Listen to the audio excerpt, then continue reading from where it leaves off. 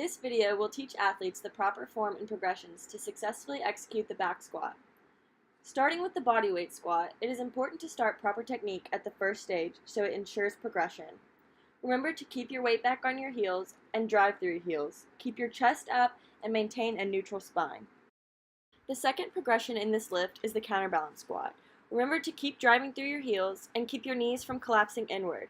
Think of pressing into the floor and spreading it apart with your feet.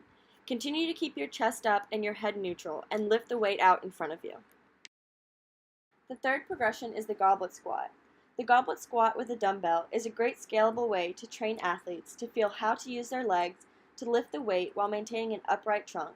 When they can show solid goblet squat form with 45 pounds, replace the dumbbell with a bar. They should now have the feel of the movement. The feet should be shoulder width apart with the dumbbell held up to your chest. Remember to keep your chest in the upright position, a neutral head, and push through your heels. The fourth progression in this lift is the kettlebell front squat. When putting the kettlebells up to your chest, remember to keep your elbows up to support the kettlebells on your arms. Keep your hands together with your wrists at a neutral position. Sit back and continue to press the heels into the ground like the previous exercises. The second to last progression is the front squat. Stand with the legs about shoulder width apart and hold the bar with an overhand grip as it rests on the upper pectoral muscles. Make sure to keep your elbows up so that the bar stays neutral. Inhale deeply to prevent the torso from collapsing forward, and contract the abdominal core and bend the knees to lower the thighs horizontal to the floor. The final lift in this progression series is the back squat.